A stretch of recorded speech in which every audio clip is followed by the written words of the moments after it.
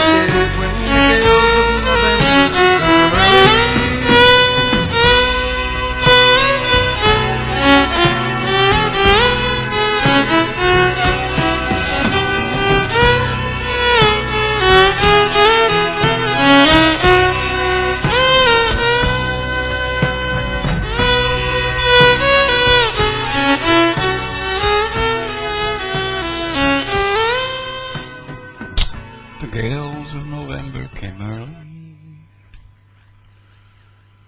So what to do? Get a